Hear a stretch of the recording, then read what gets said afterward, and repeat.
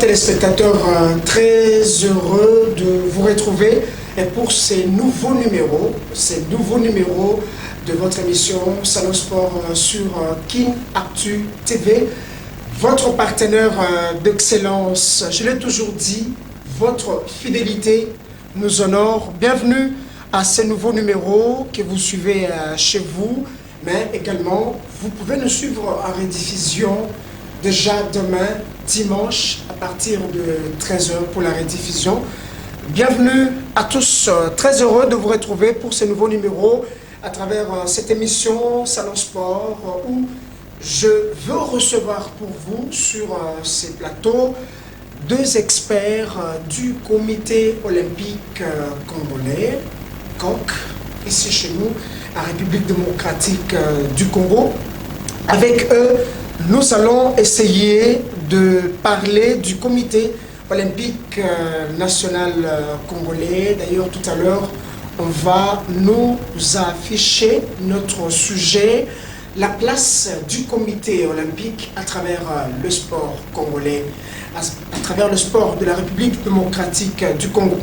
Et pour cette émission, pour ces nouveaux numéros, j'ai le réel plaisir de recevoir pour vous le grand icônes, les experts, je l'avais dit tout à l'heure, du Comité olympique congolais sur ces plateaux.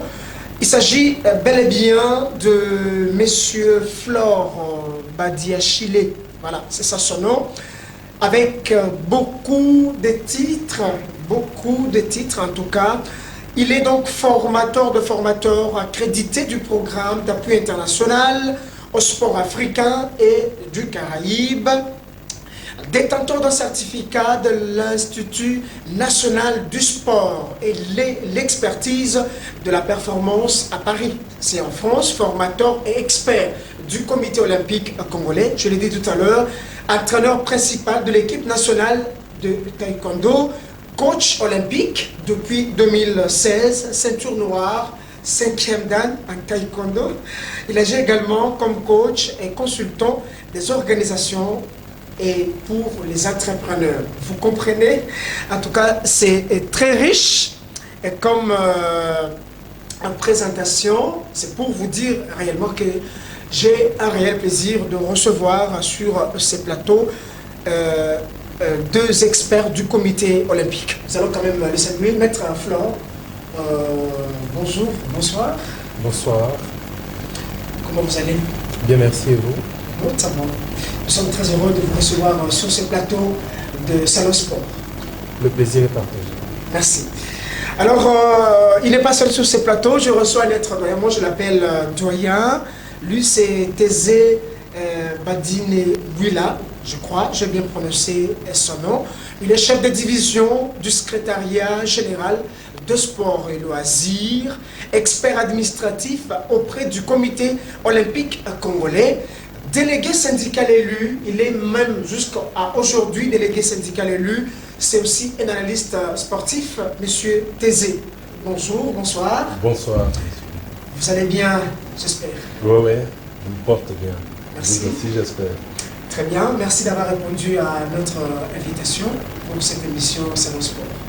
L'honneur est partagé, comme a dit Maître Flore. Merci.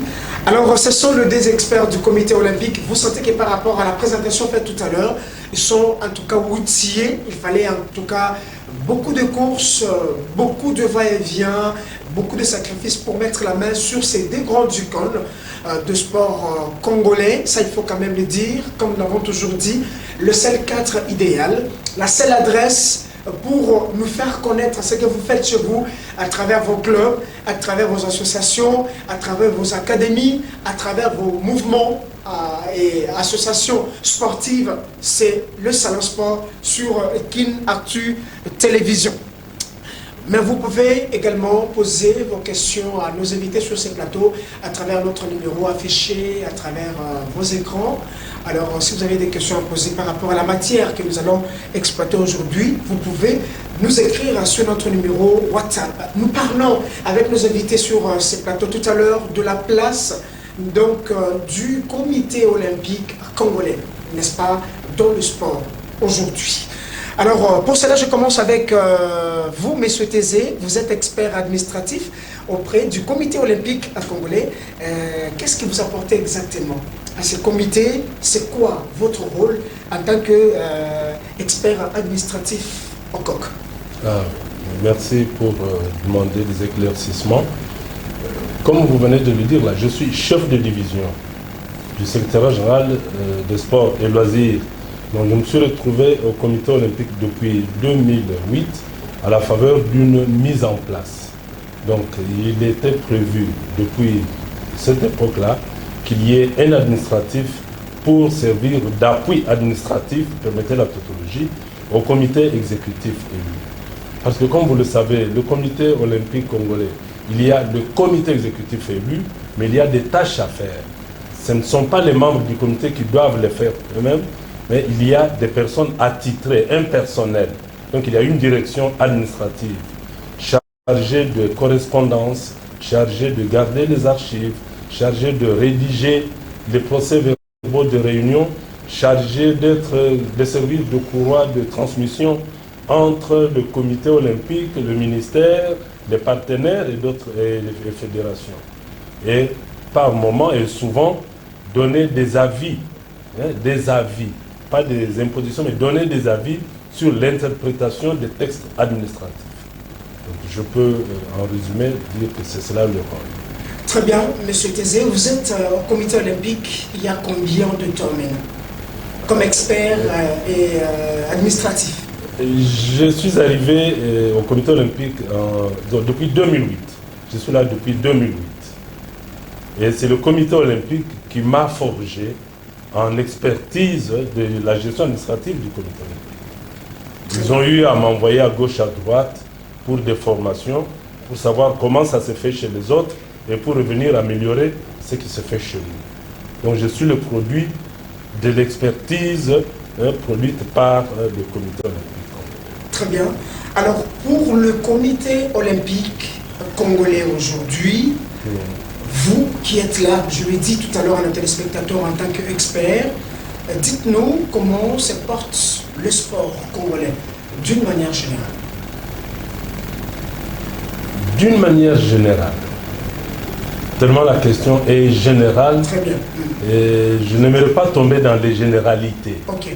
Là, c'est comme des questions que vous, journalistes, vous posez aux personnes que vous trouvez aux arrêts de bus pour recueillir leurs avis, les gens que vous trouvez dans le débat pour donner leurs avis. Comment se porte le comité? C'est qu'il s'agit d'une évaluation. Okay. Voyez, c'est un mouvement associatif qui est structuré. Et ce mouvement associatif a des instances attitrées d'évaluation pour dire que c'est tel résultat, ça va ou ça ne va pas.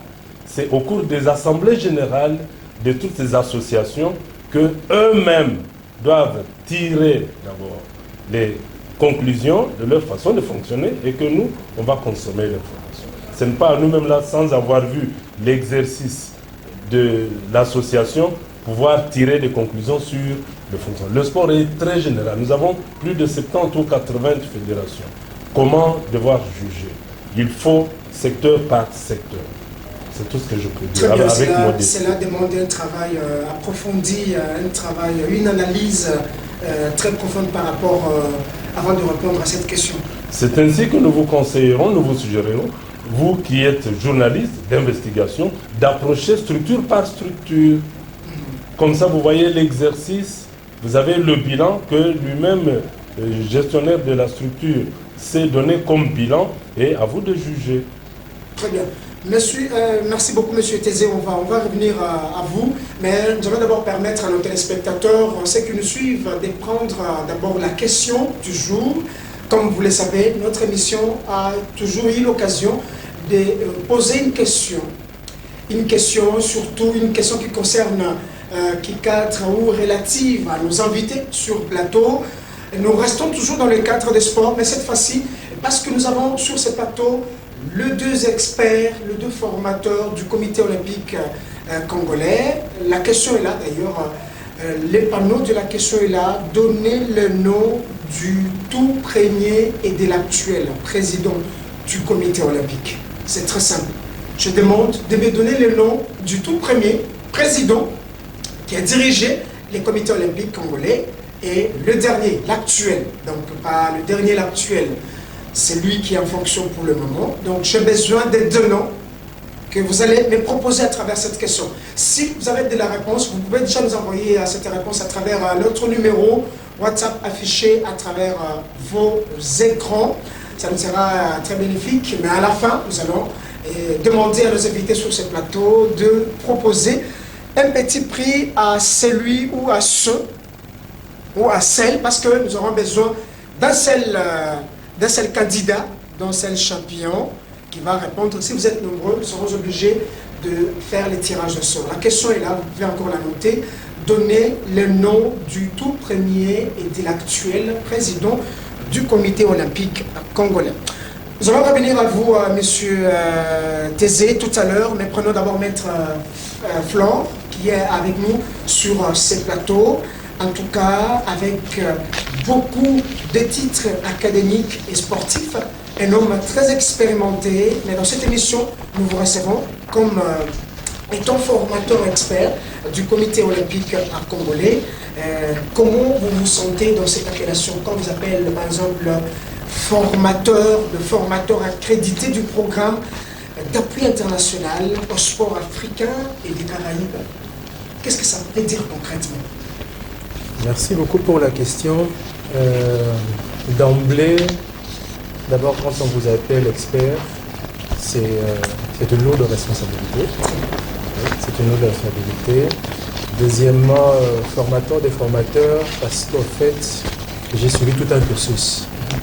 Je suis passé par le niveau classique. J'ai fait mes preuves.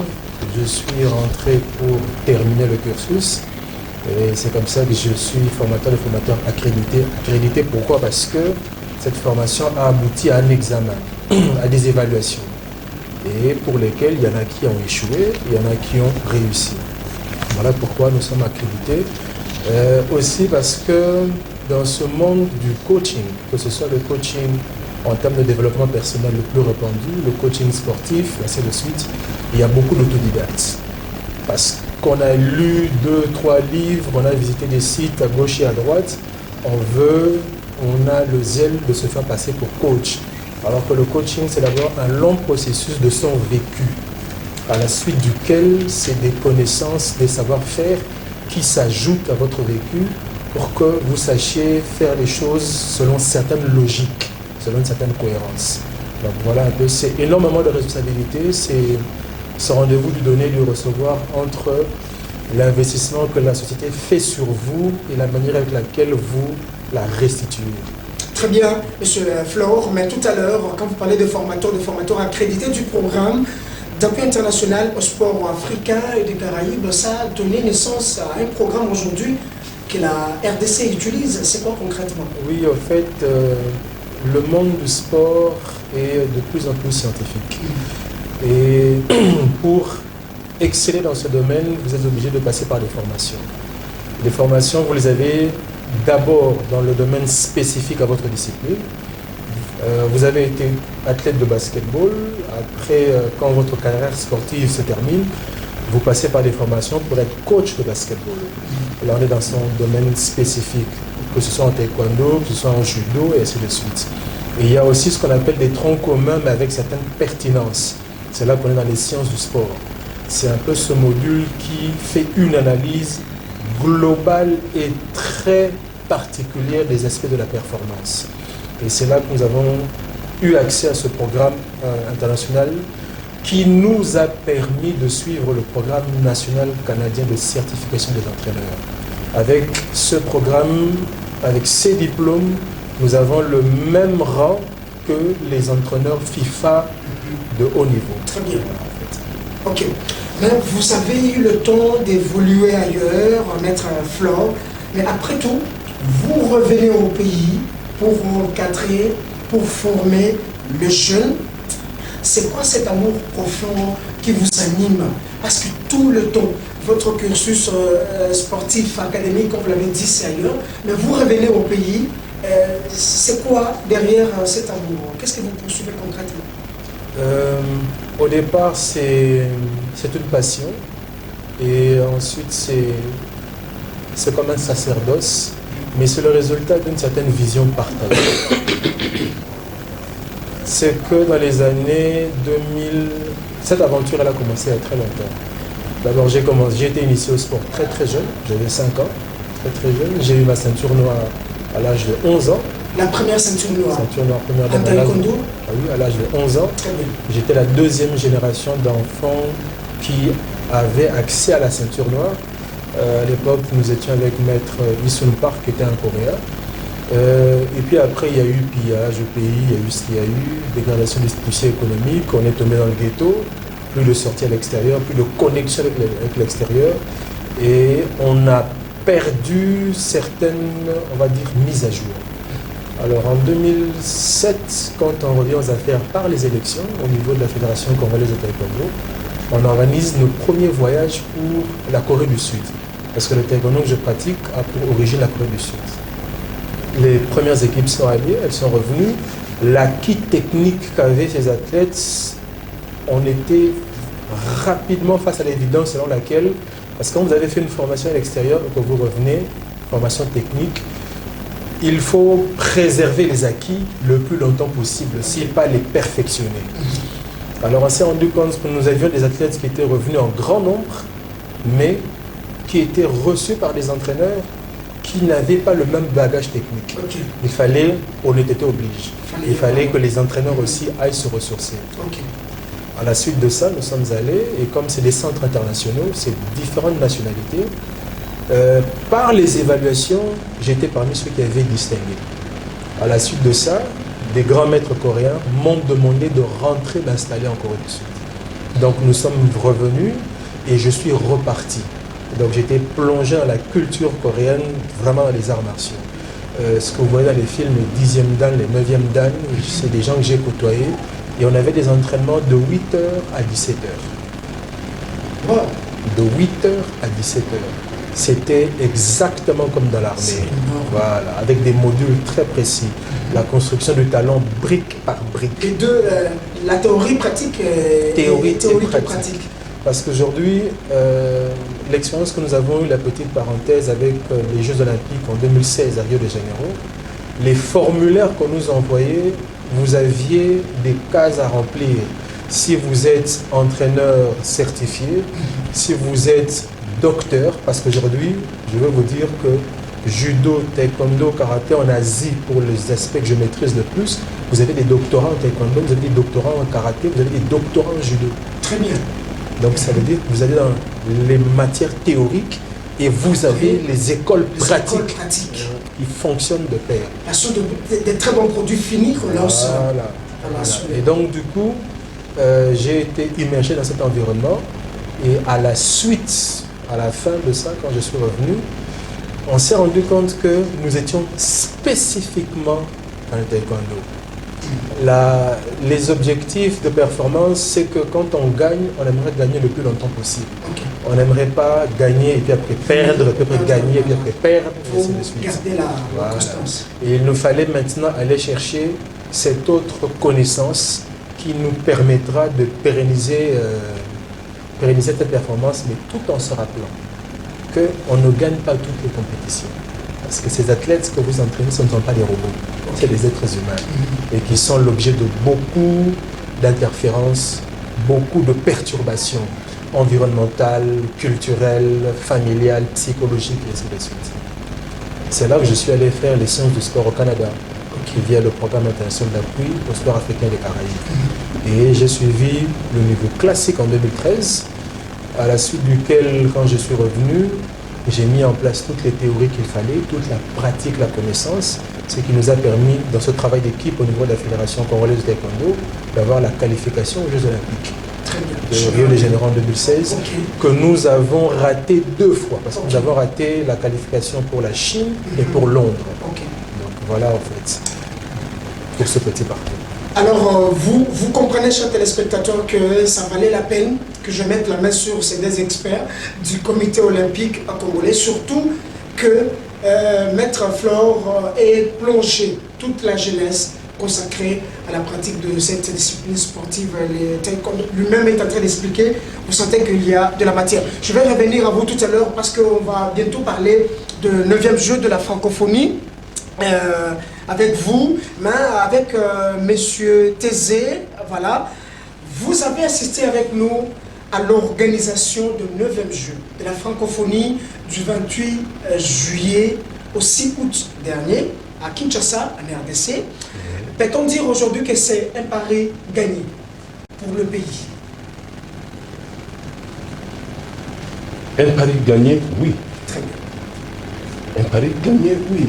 Vous voyez, pendant une dizaine de jours, Kinshasa a vibré sous les réjouissances générales à l'occasion, au cours de ces Jeux de la francophonie. Il y a eu, on dirait, une campagne de citoyenneté que tout le monde a suivie. Nous n'avons pas vu autant de bagarres sur la rue, nous n'avons pas senti des embouteillages, nous n'avons pas vu les gestes inciviques que vous, la télé, tout le temps, vous nous balancez sur les petits écrans. C'est un pari gagné. Vous savez, c'est une fierté nationale. Personne ne peut oublier ou négliger les circonstances dans lesquelles Son Excellence, Monsieur le Président de la République, chef de l'État, a eu à arracher. Ce n'est pas un cadeau qui a été fait au peuple congolais. Donc c'est une victoire diplomatique qui jette les jalons de notre émergence sur l'échiquier mondial. À ce point-là, je peux dire que c'est un pari gagné. C'était une fête multidisciplinaire. Nous sommes du secteur sportif. N'oubliez pas que ce rendez-vous était multidisciplinaire.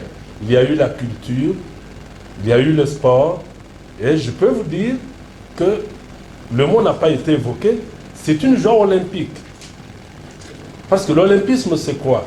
C'est cette alliance heureuse entre le sport et les arts pour renforcer les principes éthiques fondamentaux et universels que sont l'excellence, l'amitié, le respect, le fair play, le bon exemple. Vous voyez, les gens ont vécu ensemble.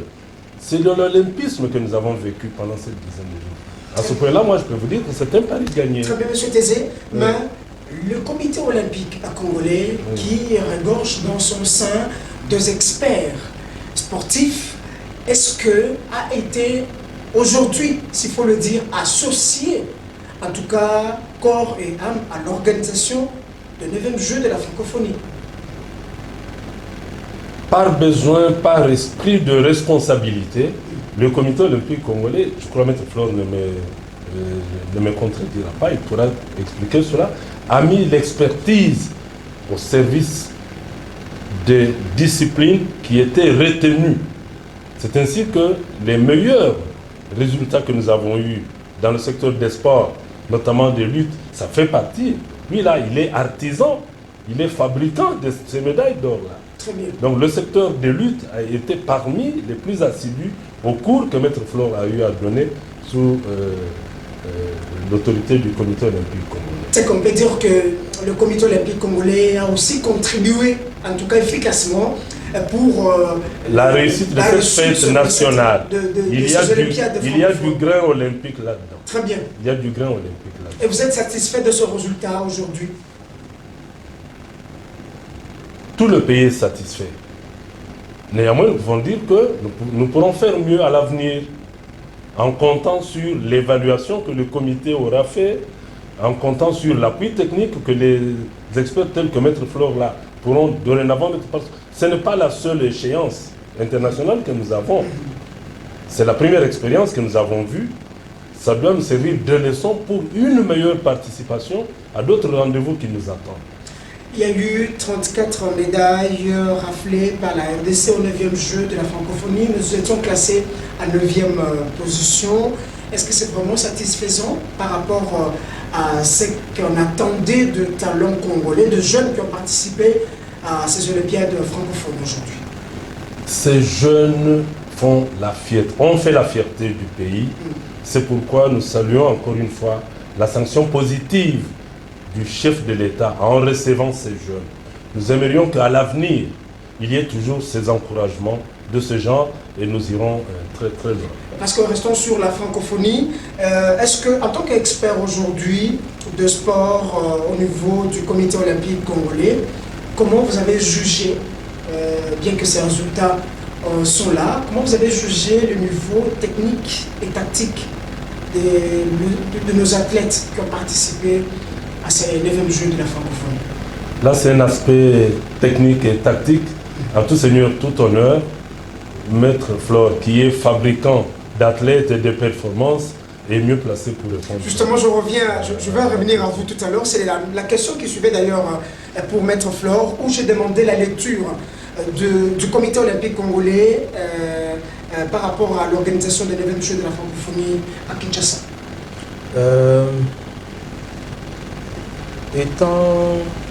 Étant acteur au niveau de la formation, au niveau de la direction technique du comité olympique congolais, nous avons les 2 pieds aussi bien impliqués dans la politique sportive. Si le président de la République s'est battu corps et âme pour réussir le défi de l'organisation de ces 9e Jeux de la francophonie, elle est politiquement et diplomatiquement, elle a été très importante pour nous. Parce qu'après la réussite diplomatique de faire reconnaître au monde entier l'agression à l'Est, il fallait absolument se servir du sport comme outil diplomatique pour confirmer notre présence sur la scène internationale. De ce côté-là, c'était un pari réussi. Pourquoi ces Jeux ont été organisés? D'abord à cause de ces valeurs positives que génère le sport. Et aussi par sa capacité à créer des émotions et de l'identification. Ça, le peuple aujourd'hui s'est comporté comme on ne s'y attendait pas. Parce que nous étions dans le moule des valeurs positives. Voilà. C'est avec ça que c'est ça la magie du sport, parce que ça vous permet de parler en même moment tous un même langage. Cette capacité de fédérer. Et nous souhaitons que cela soit institutionnalisé, parce qu'il a parlé des sanctions positives. La force des Maghrébins, pour ne parler que de nous. Parce que quand on parle des grandes puissances, quelquefois on donne l'impression d'être un peu rêveur, pour dire là-bas c'est un autre contexte, c'est une autre réalité, et ainsi de suite. Pour ne parler que de nous, la force des Maghrébins, la force de nos amis du pays d'Afrique australe, c'est la capacité à bien organiser le sport professionnel, le sport de haut niveau. C'est de ça qu'il s'agit. Alors, sur ce, l'analyse du bilan aujourd'hui. Bon, d'abord il faut noter que la préparation a posé un problème. Un problème sérieux. Très sérieux. Et ça, le président de la République l'a clairement dit. A posé un problème très sérieux. Parce que le monde de l'entrepreneuriat, le monde d'aujourd'hui, fonctionne sur base de ce qu'on appelle la planification. Le fonctionnement en mode d'urgence, c'est une approche qui ne vous permet pas d'émerger, ni de rester cohérent, solide sur une longue durée. Si de ce côté-là, beaucoup de choses peuvent être améliorées, ça permettra même à notre pays de rayonner beaucoup plus fort. On aurait pu faire beaucoup plus. Il faudrait se rappeler notre dernière participation au Jeu de la francophonie, quels résultats nous avions fait. Mais ça, il n'y a pas eu beaucoup de communication. C'était une catastrophe. Voilà. Okay. De la Côte d'Ivoire à aujourd'hui, il y a une sérieuse avancée, que ce soit sur les aspects culturels et sur les aspects sportifs. Alors, sur les aspects sportifs, comme l'a si bien dit monsieur le chef de division, le comité olympique congolais, dans son souci d'agencer des activités pour anticiper sur l'avenir, a mis en place toute une série de formations pour permettre aux fédérations qui avaient pour échéance les Jeux de la francophonie, les Jeux africains qui ont été reportés, qui auront lieu en mars. Au mois de mars de l'année prochaine. Exactement. Et ces formations avec les coachs pour avoir pour aboutissement Paris 2024. Ok. Ce travail avait déjà commencé pour permettre aux entraîneurs, dans le contexte qui est le nôtre, dans les difficultés qui sont les nôtres, de pouvoir ressortir des priorités d'entraînement. C'est vrai, il n'y a pas eu de financement pour les préparations à proprement dites, mais dans le contexte qui est le nôtre, qu'est-ce qui peut être fait? Parce qu'un entraîneur fait face à des problématiques. Et les outils que nous avons, c'est de mettre en place des pistes de solutions. C'est de réfléchir ensemble sur quelle avenue prendre, comment arriver avec le peu de ressources, mais pour une plus grande efficacité. Ok. C'est extrêmement difficile, mais c'est là qu'aujourd'hui nous savrons le succès qu'ont obtenu certains d'entre nous, surtout avec nos amis et frères de la Fédération de la lutte, où je salue les staffs techniques. Ils étaient très assidus avec nous, très impliqués sur les différentes thématiques, et Dieu merci, ça produit des fruits. Très bien, ça produit le fruit. Je rappelle à nos téléspectateurs, pour ceux qui veulent encore poser vos questions à nos invités, à nos experts, vous savez que c'est en tout cas une très bonne émission, très élaborée, avec de réponses, en tout cas d'une manière des experts, ça il faut quand même le dire.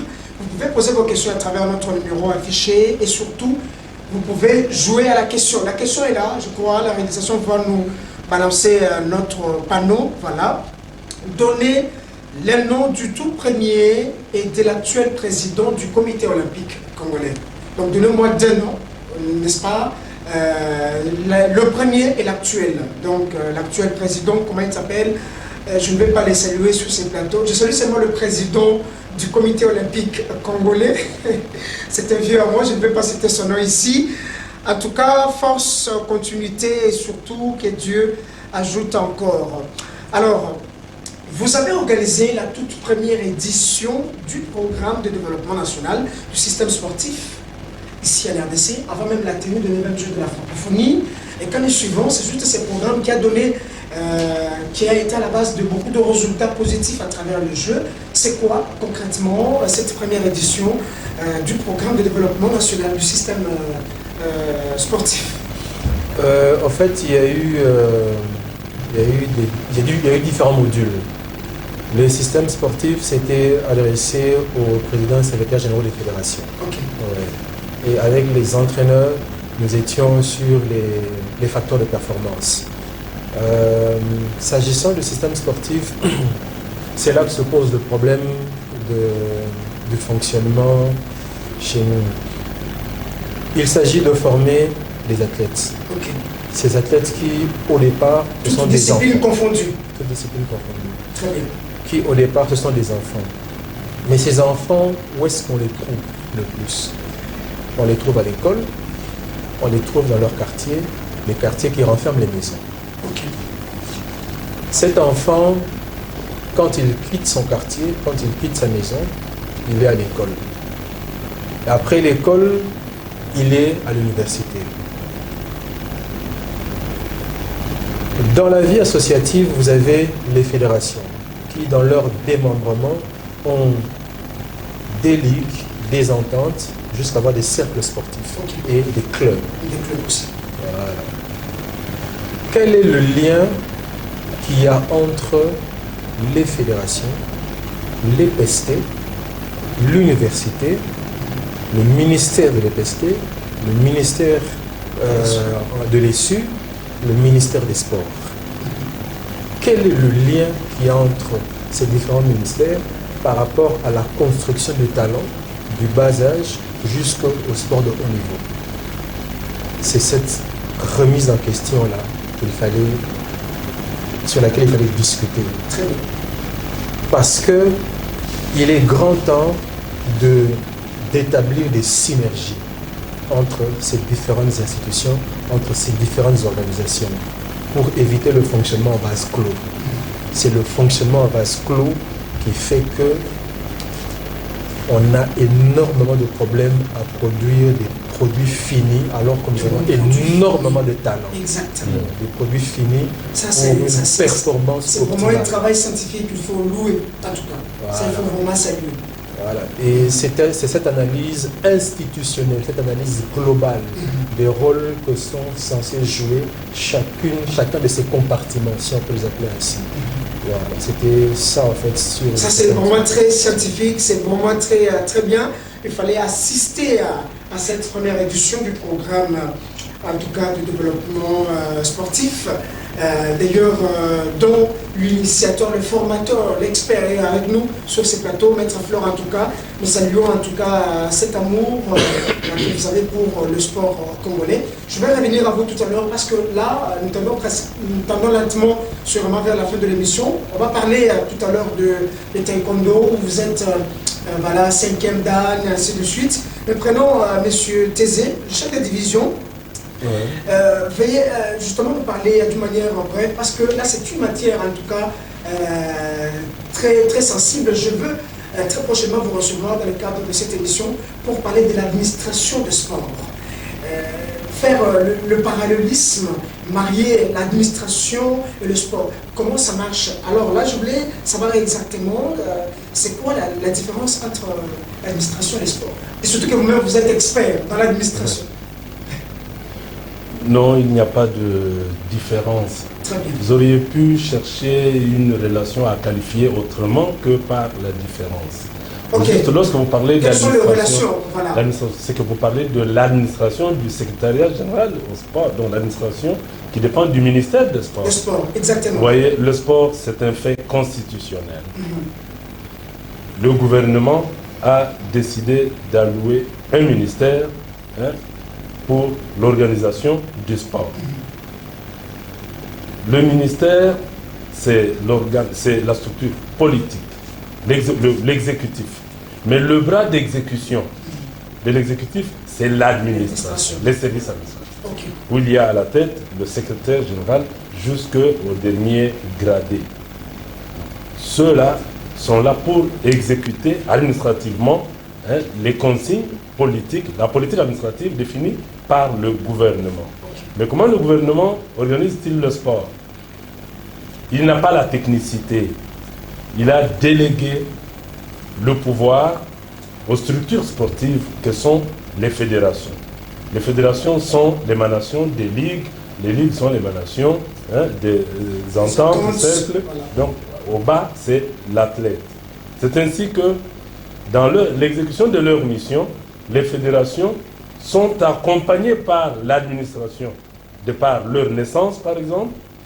Pour qu'une structure naisse, il y a des lois, il y a des consignes, des arrêtés, des textes réglementaires auxquels il faut se conformer. C'est là où le mouvement sportif va vers l'administration pour juste se conformer aux formalités requises pour pouvoir prendre jour. Dès que ça prend jour, l'administration l'accompagne dans les textes normatifs. Mais la technicité revient aux structures sportives. Ça veut dire que les deux jouent un rôle très important. C'est le rôle de partenariat. Justement, voilà. C'est le rôle de partenariat. C'est ce que je voulais justement savoir, le rôle de partenariat. Les relations de partenariat. Exactement. Alors, chef de division, vous êtes jusqu'aujourd'hui délégué, parce que vous êtes encore délégué élu, délégué syndical élu. Comment vous partagez toutes ces fonctions? Vous êtes dans le sport, vous êtes au secrétariat général, vous êtes au comité olympique, en même temps vous êtes délégué. Ce n'est pas incompatible. Ce n'est pas incompatible. Je suis d'abord fonctionnaire. Les fonctionnaires ont des problèmes. Comme dans toute organisation. Là où il y a des problèmes, le droit syndical, c'est un droit de l'homme, c'est un droit constitutionnel.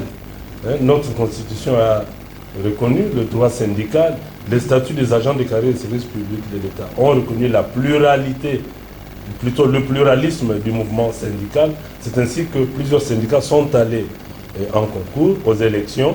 Et pour le compte de mon syndicat, j'ai été désigné. C'est ainsi que je suis là pour accompagner mes collègues fonctionnaires dans la quête de leur mieux-être. Voilà, nous allons continuer cette émission.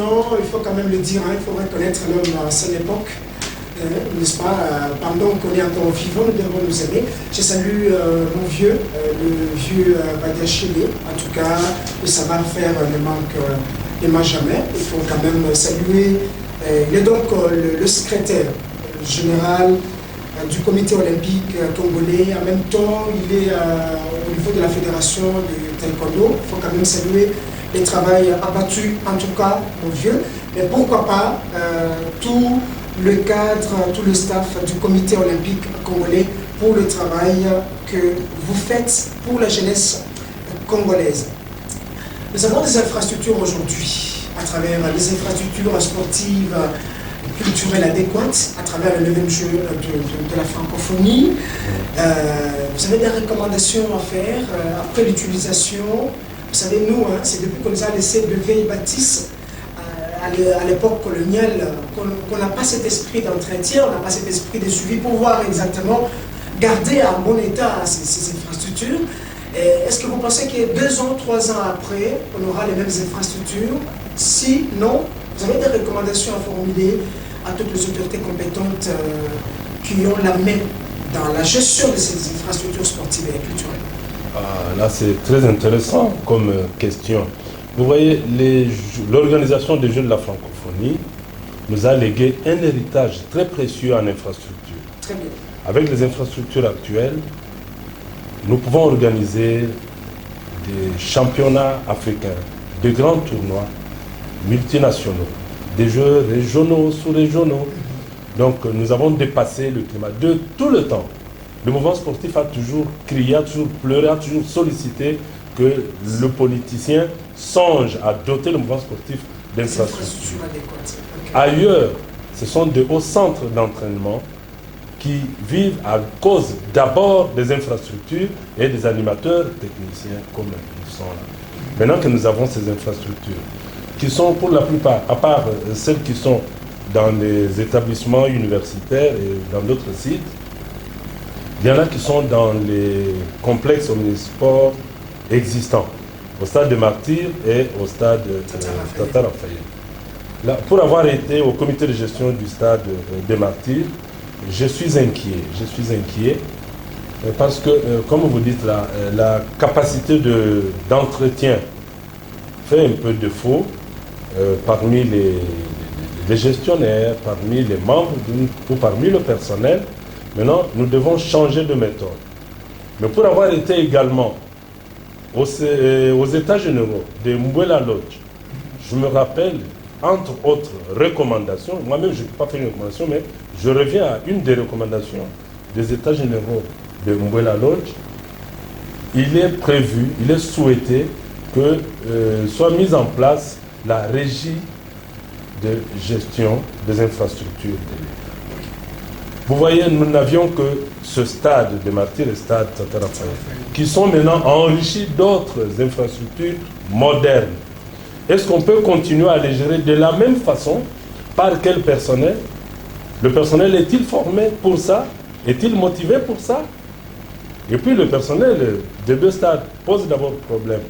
Parce que depuis la création de tous ces stades, le personnel qui était, c'était essentiellement un personnel ouvrier, technicien, maçon, jardinier, électricien, plafonnier et ainsi de suite. Donc le personnel à carrière plane. Mais avec le temps, il a été constaté une insécurité dans la carrière des agents. Tout comité de gestion qui est arrivé aux affaires faisait partir le personnel pour remplacer par un autre sur base des critères que lui seul pouvait connaître. Alors face à cette précarité de la carrière des agents, il a été souhaité que ces gens soient porteurs de numéros matricules. C'est ainsi que maintenant ceux qui sont là, pour la plupart, sont des fonctionnaires porteurs de numéros matricules de la fonction publique. Le fait de leur rendre service a créé encore un problème qui n'est pas encore résolu. Le problème, c'est lequel? Par quel budget seront-ils pris en charge? Ils étaient pris en charge par le budget annexe. Maintenant qu'ils sont porteurs de numéros matricules, ils ont été contrôlés par le ministère de la fonction publique, ils ont droit à la mécanisation. Il faut qu'ils soient mécanisés. Dès qu'ils sont mécanisés, ils ont droit à une promotion. Les statuts prévoient qu'au bout de 3-4 ans, qu'un agent accèdent aux affaires. Mais la structure ne permet pas qu'il y ait évolution de ce personnel en grade. Le seul secteur, le seul endroit où ils peuvent évoluer en grade, c'est d'autres services de l'administration. Mais ces autres services, comment se présentent-ils à ce jour? Il y a un déphasage. Là, c'est le ministre de la fonction publique qui a appliqué les services, le nouveau cadre organique avec des services standards. Des cadres universitaires ont réussi à des concours, ils sont versés au secrétariat général des sports et loisirs pour rentabiliser, pour obtenir l'efficience, pour améliorer le quotidien. Mais sont-ils vraiment efficaces pour le travail du ministère des Sports? Est-ce que c'était des hauts cadres ailleurs? Très bien. Donc, ils se sont trouvés transposés au secteur des sports, mais ils n'ont pas l'expertise requise. Quand bien même ils seraient animés de cette ambition d'améliorer le fonctionnement quotidien. Monsieur le chef de division, nous allons en tout cas très prochainement, il faut créer en tout cas une émission comme ça pour essayer d'éclaircir les choses, aider l'État congolais, surtout le ministère qui a les sports, qui a la gestion de toutes ces infrastructures, tous les services pour un bon encadrement de ces infrastructures. Nous allons revenir à vous pour terminer, mais prenons juste une question, parce que nous tendons presque à la fin. Je voulais demander à Maître Flore, est-ce qu'aujourd'hui, vous pouvez penser que vous pouvez dormir parce que vous avez déjà créé la relève? Vous avez déjà créé des fleurs miniatures aujourd'hui par rapport à l'expérience et l'expertise que vous avez en tant que bibliothèque. Demain, vous pouvez passer. Est-ce que vous avez préparé la relève par rapport à vous aujourd'hui? Vous pouvez vous dire que tel, en tout cas, c'est M. Flore Banyashile à petit format. Merci beaucoup pour la question. Le point de départ de ce dont on parle aujourd'hui, comme je l'ai dit, c'est une vision partagée. D'abord, au départ, je salue mon autre collègue Placide Odumba, parce que je ne suis pas seul, diplômé en sciences du sport. Quand moi j'ai fini, c'est le deuxième diplômé en sciences du sport qu'a produit le Comité olympique congolais, qui a fini lui également son cursus, parce que nous sommes maintenant sur le cursus du mentorat. Et quand on aura fini, on sera des mentors, ainsi de suite. Et comme le disaient si bien nos encadrants, nos professeurs, la science ne tarit pas. Ceux qui connaissent sont appelés à transmettre aux autres que de vouloir garder. Parce que quand vous transmettez, vous participez à l'évolution de la société, à l'avancée des communautés, à l'amélioration des conditions de vie, à la réalisation des rêves et des ambitions. Pour ça, nous sommes dans un long processus depuis 2015, parce que nous ne l'avons pas dit, mais quand je revenais à l'époque, dans le même contexte de formation, nous avions préparé avec le coach les Jeux africains de 2015 à Brazzaville. Et par rapport aux Jeux africains de Maputo, il y avait un nombre extrêmement croissant de médailles obtenues. Et c'est dans cette logique-là que nous évoluons. Aujourd'hui, oui, nous sommes en train de former, nous sommes en train de transmettre. Parce que formateur des formateurs, c'est justement ça la transmission des connaissances. Je ne suis pas appelé que au niveau du comité olympique, je suis appelé, sollicité, nous le sommes avec Placide, dans différentes autres structures sportives indépendantes, où nous animons énormément de formations. En ce qui concerne le taekwondo, ce mois de septembre qui va commencer, c'est déjà en discussion une formation avec le cadre taekwondo, parce qu'on va parler de sciences du sport spécifiquement de taekwondo. De quoi il s'agit? Alors, on n'a pas épuisé la matière avec vous par rapport à votre discipline, le taekwondo, 5e dan déjà, pratiquant, formateur. Nous allons très prochainement vous recevoir pour ça. Alors, c'est juste une ou deux personnes. On termine par là avant que je puisse donner la parole à M. Tézé. Ici, nous allons saluer d'abord, remercier pour le président de la République pour sa détermination, parce que nous connaissons la valeur éducative du sport, ses impacts au niveau de la communauté. Les Jeux de la francophonie, ça a été une réussite. Nous saluons également le Premier ministre, chef du gouvernement. Nous saluons ici le ministre des Sports qui, lui, est venu trouver cet événement qui déjà était engagé, qui a mis la main à la pâte, qui s'est mêlé. Et Dieu merci, tout s'est très bien passé.